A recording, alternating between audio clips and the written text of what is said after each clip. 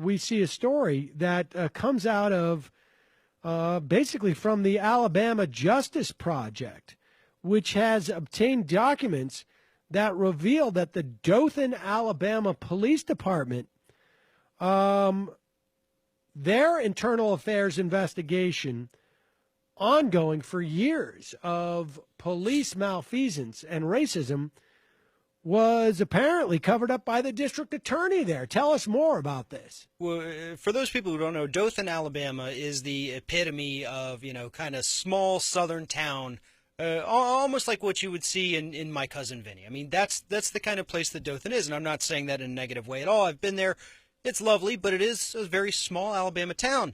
And as early as 1996, the police department started getting complaints from African Americans who had been arrested, and they said, look, I'm being charged with having drugs on me, having weapons on me. I had none of this stuff. I don't know where this came from. I don't know why these charges are even here.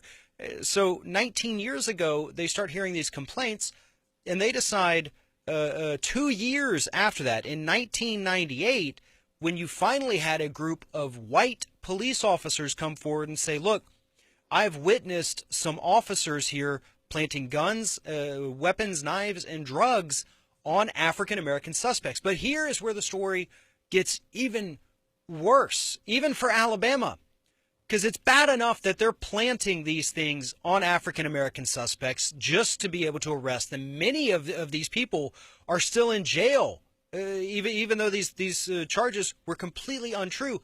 But it turns out that all of the officers doing this are part of a group that the Southern Poverty Law Center has labeled as racial extremists. They were all neo-Confederates, borderline neo-Nazis, who believed that African Americans and Jewish people had lower IQs, were less, I guess, of humans than regular white people, according to these police officers. And these are the people running that police station there in Dothan. One of them goes on to become the Alabama Homeland Security chief.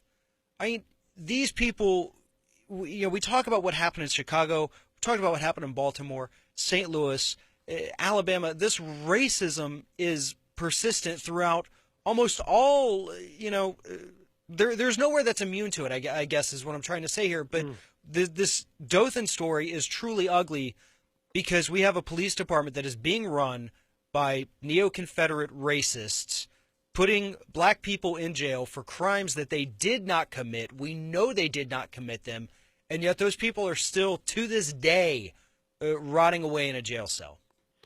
Yeah, really shocking, and I imagine we're going to see a federal involvement there. I mean, look, the bottom line is, Farron, we have a problem in this country, a severe problem with our police departments across the country in terms of the way they police African American communities in this country, and we see it in the numbers of arrests of African Americans when we know, for, let's say, for marijuana, when we know that white people smoke marijuana at the same rates of African Americans. We see it in the numbers of unarmed African Americans who are killed by the police. And despite the fact that Donald Trump would have you believe that the biggest issue is black on black crime, I mean, I want folks to imagine for a moment. Put aside any statistics of black on black crime, totally irrelevant. Because we're not talking about what happens with who criminals choose to kill or commit crime against. We are talking about the institution that is ostensibly designated and paid in society to protect all citizens.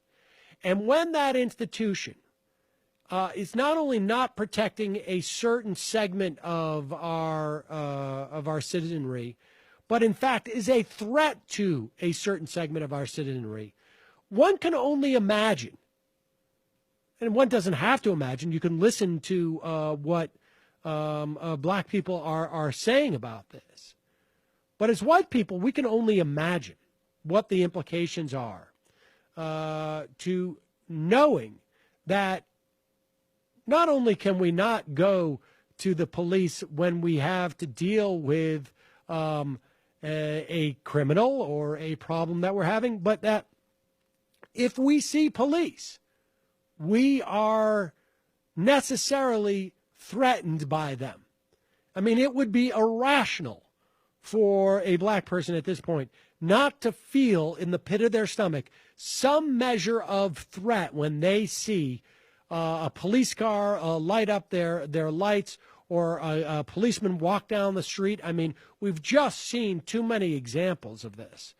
And it would be an irrational response not to have some measure of concern or fear or awareness that you're not necessarily, you don't have the same protection as a white person has. I mean, and this is really, one can only imagine, like I say, the impact this has on a daily life on our segment of our population.